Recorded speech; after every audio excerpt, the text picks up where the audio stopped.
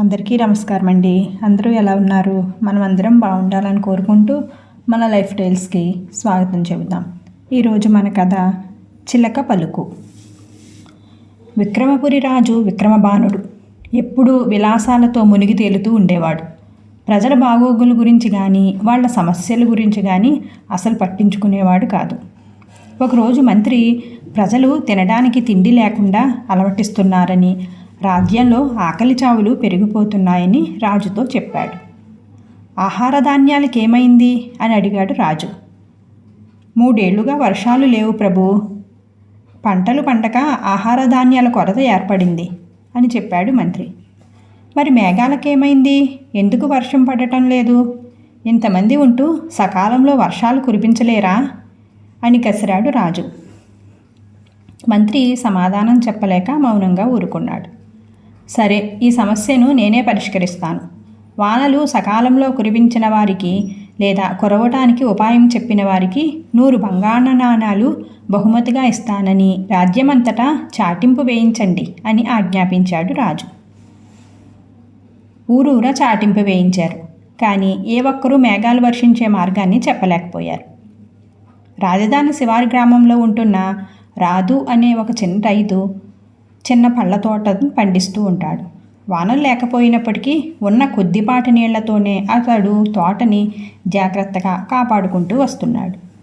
ఒకరోజు రాధు తన తోటలో గడ్డి కోస్తూ ఉండగా ఒక చిలకల జంట వచ్చి ఆయన పక్కన ఒత్తుగా ఉన్న ఒక పచ్చగడ్డి మీద వాలింది. చిలుకలు బాగా అలసిపోయి విచారంతో కనిపించాయి. రాధు వాటికేసి జాలిగా చూశాడు. అప్పుడు ఒక చిలక, మిత్రమా, దాహంగా ఉంది, మీ కొలంలో నీళ్లు తాగటానికి అనుమతిస్తావా అని అడిగింది. ఈ భాగ్యానికి నన్ను అడగాలా? కావలసినంత నీటిని తాగి దప్పిక తీర్చుకోండి అన్నాడు రాజు సంతోషంగా. చిలకలు వెళ్ళి కొలంలో దాహం తీర్చుకొని నేలబారుగా ఉన్న ఒక చెట్టు కొమ్మ మీద వాలి కూర్చున్నాయి. ఎంత దారుణమో చూడు, గొంతు దడుపుకోవటానికి గుక్కెడు నీళ్ల కోసం కటకటలాడే కాలం దాపరించింది అని వాపోయింది ఒక చిలక. ఇందులో వింతేముంది? అడవులు నశించిపోయాయి, గ్రామాలకు దగ్గరలో చెట్లు తోటలు లేనే లేవు. అందువల్ల నేల ఆకాశంలో వెళ్ళే మేఘాలను చల్లని గాలులతో ఆకర్షించలేకపోతున్నాయి. పైకి పీల్చుకునే వేళ్లే లేవు కనుక భూగర్భ జలాలు కూడా మరీ లోతుకు వెళ్ళిపోతున్నాయి అని చెప్పింది రెండవ చిలక. అలాగా అంది మొదటి చిలక ఆశ్చర్యంగా.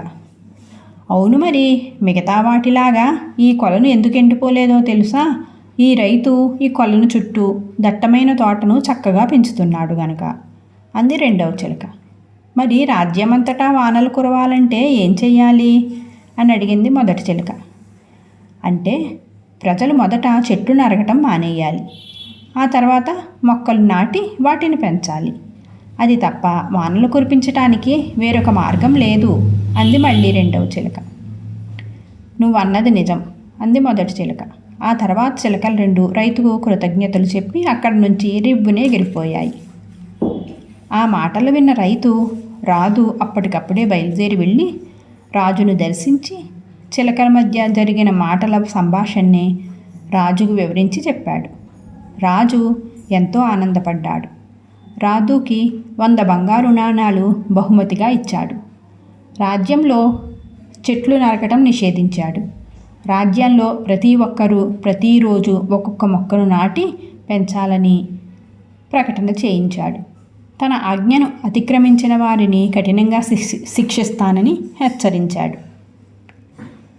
రాజుగారి ప్రకటన తమ మంచికే అని ప్రజలు కూడా అర్థం చేసుకున్నారు. రాజు ఆజ్ఞను శిరసావహించారు. మొక్కలు నాటి పెంచుతూ ఉన్నారు. త్వరలోనే పరిస్థితులు కూడా మారిపోయాయి. ఋతుపవన కాలం సకాలంలో కావలసినంత వానాలు కురిపించింది. పచ్చని పంటలతో చెట్టు చేమలతో రాజ్యం సుభిక్షంగా తయారైంది. ప్రజల ఆకలి బాధలు తీరిపోయాయి. అందరూ సుఖ సంతోషాలతో శాంతిలతో సుఖంగా జీవనాన్ని కొనసాగించారు. కథ సుఖాంతం. Thank you for watching guys. Friends, మన కథను లైక్ చేయండి, మీ సలహాలు సూచనలు కామెంట్ చేయండి. ఇలాంటి మరెన్నో మంచి కథల కోసం మన ఛానల్లోకి వెళ్ళి చూడండి. Thank you.